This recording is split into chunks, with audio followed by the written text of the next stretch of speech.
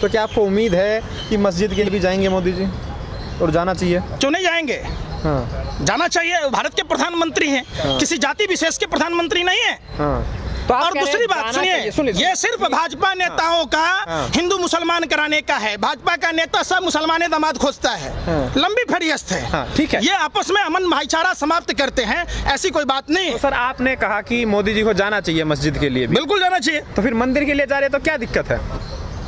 किसके लिए नहीं? मैंने मना किया कि मंदिर के लिए नहीं जाएं। जो समय में जा रहे हैं ये समय उपयुक्त नहीं है।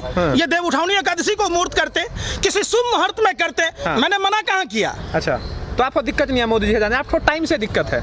बिल्कुल, ये असुर प्रवृत्ति के लोग हैं जो हिंदू धर्म के विपरीत काम कर रहे हैं। हिंदू धर्म हमारा पत्थर को पूजना सिखाता है, पत्थर का पुल बनाकर लक्ष्य तक पहुंचना सिखाता है।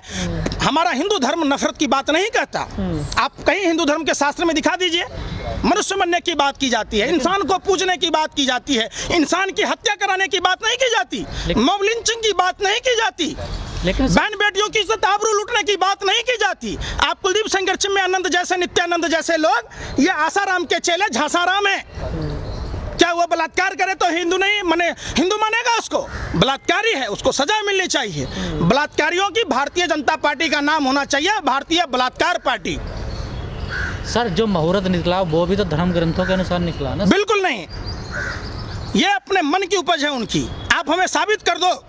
आप जो कहोगे मैं मानने को तैयार हूं कि 5 अगस्त को हिंदू धर्म के हिसाब से कोई भी शुभ मुहूर्त नहीं है, क्योंकि हमारे देवता सोने चले गए। तो किसी ने तो निकाला होगा ये शुभ मुहूर्त। एक बात बताइए, इन लोगों को कुछ भी अगर पता हो तो बताइए। गाय के बच्चे को पता है कि गाय का अपना दूध पीना है, वो मूत्र क्यों नहीं पीता? भाजपा का नेता गोबर खाता है, बच्चा गोबर नहीं खा लेता अगर उसमें च्यवनप्राश होता तो? ये तो भाजपा के आरएसएस के जो अंधभक्त हैं, इसको अगर कोई कह दे कि च्यवनप्राश है मोदी जी, सब चाटने लगेगा चटनी समझ के। गीले चावल में शक्कर क्या मिला ये खीर समझ बैठे। देश की भोली भाली जनता ने इन जालिम दरिंदे भाजपा के आरएसएस नेताओं को सत्ता की क्या दी? ये अपने बाप की जागीर समझ बैठे, ये अपने हिसाब से देश चलाएंगे। वाह! कहाँ? अभी बिहार में, पूर्वोत्तर के राज्यों में बाढ़ की समस्या है, उस बाढ़ की समस्या के निदान की बात नहीं करते। हमारे बिहार में गौतम बुद्ध की ज्ञान स्थली है, भगवान महावीर की जन्मस्थली है, गुरु गोविंद सिंह की जन्मस्थली है, माँ सीता की जन्मस्थली है। बाढ़ में वहाँ सभी जाति धर्म के लोग मरेंगे, प्रधानमंत्री को शर्म नहीं आता? जब प्रधानमंत्री जी कई बार कल जाने के डिफॉल्टर हैं, 15 साल से भाजपा लोजपा जदयू की सरकार है, पुराना कर्जा चुकता किया नहीं है, लिट्टी चोखा खा रहे, बिहारियों को बेवकूफ समझ रहे। हमने चाइना से जमीन छीनने के लिए वोट दिया था, 1 किलो चना के लिए नहीं दिया था। नरेंद्र मोदी जी, आप निकम्मे निकारे लोग हो, आपसे देश नहीं चल रहा। आप इस्तीफा दे दो, मैं आपको 100 किलो चना दूंगा, 500 किलो गेहूं दूंगा। ठीक है, आखिरी सवाल है सर, आपको क्या लग रहा है, जो आप कह रहे बड़ी जल्दबाजी में है सरकार इसीलिए शिलान्यास कर रही है, तो क्या आपको लग रहा है इसका बीजेपी को फायदा मिलेगा, इसीलिए सब हो रहा है? 2022 में यूपी विधानसभा चुनाव है, 24 में लोकसभा चुनाव होने वाला है, और क्योंकि बीजेपी का एक चुनावी मुद्दा भी रहा है, और राम मंदिर आंदोलन के चलते आज बीजेपी जिस स्थिति में है उसके लिए राम मंदिर एक बड़ा अहम मुद्दा है, तो मोदी जी जा भी रहे हैं तो आप लोग विरोध तो कर ही रहे, तो क्या आपको लग रहा है इस बात में दम है? देखिए, उसका नजरिया है, उसको फायदा मिला। जब देश आज़ादी की लड़ाई लड़ रहा था सन 1941 में, श्यामा प्रसाद मुखर्जी फजालुल हक के साथ सरकार बनाए, बंगाल प्रांत में धर्म के आधार पर विभाजन की बात की। 1942 में भारत छोड़ो आंदोलन की बात की। जब थी देश में भारत छोड़ो आंदोलन की लड़ाई चल रही थी, ऐसी स्थिति में श्यामा प्रसाद मुखर्जी फजालुल हक के मुस्लिम लीग की सरकार में वित्त मंत्री थे, भारत छोड़ो आंदोलन को कुचलने की बात की। 1943 में गुलाम हुसैन हिदायतुल्लाह खां और जिन्ना के साथ सरकार बनाई, धर्म के आधार पर सिंध प्रांत में विभाजन की बात की। ये वही लोग हैं जो खंड भारत को खंड खंड करने का काम किए। हमारे बाप दादा ज्ञानी थे, भाजपा को 60 सालों से 70 सालों से शासन सत्ता में नहीं आने दिया। ये धर्म के नाम पर ये सत्ता में आए, इनको लगता है फिर हमारे पर फायदा होगा, लेकिन देश की जनता ने भाजपा के चाल चरित्र चेहरा को समझ लिया। टूटी खाट, फटा लंगोट, मर गया देखकर भाजपा को वोट। सोचा था बनियान के ऊपर नहीं शर्ट आएगी, क्या पता था बाद में पतलून भी उतर जाएगी। लोगों ने देखा है, इसलिए काठ की हांडी दोबारा नहीं चढ़ती।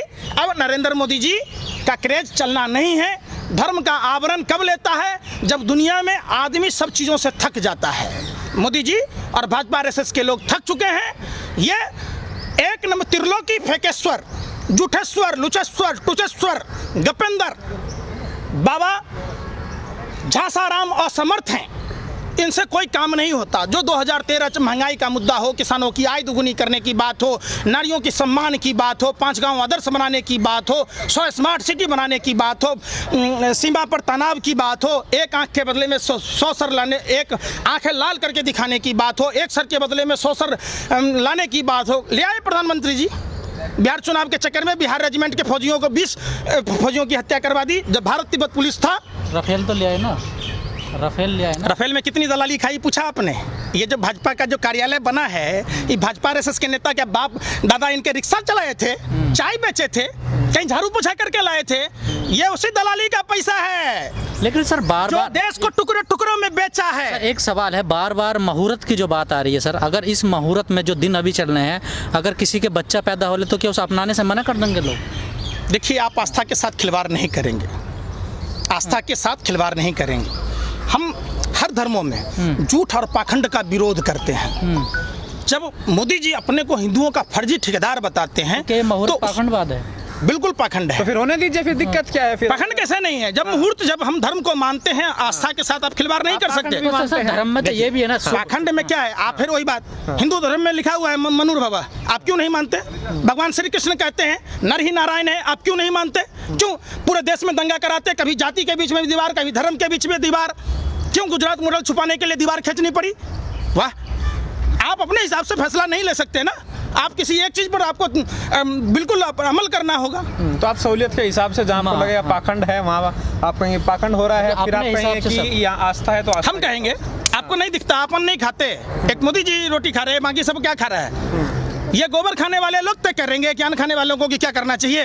ये वही नरेंद्र मोदी हैं जो जसोदा बेन जी को भरी जवानी में न सुहागन छोड़ा न विधवा छोड़ा। हमारे देश की गर्भवती महिलाएं सड़कों पर बच्चे दे रही थी, लोग लॉरियों के पलटने से मर रहे थे, ट्रेन से मर रहे थे। नरेंद्र मोदी जी अपने निकम्मेपन, निकारेपन को छुपाने के लिए धर्म का ओहदा ओढ़ कर वादे के सच्चे होते तो आज मोदी जी के भी बच्चे होते। ये संतानहीन लोग हैं, ये नारियों को अपमान करने वाले लोग हैं। मैं देश के माता एवं बहनों से, उन पिता से पूछना चाहता हूँ, क्या आप नरेंद्र मोदी जैसा दामाद चाहते हैं जो भरी जवानी आपकी बेटी को छोड़ दे?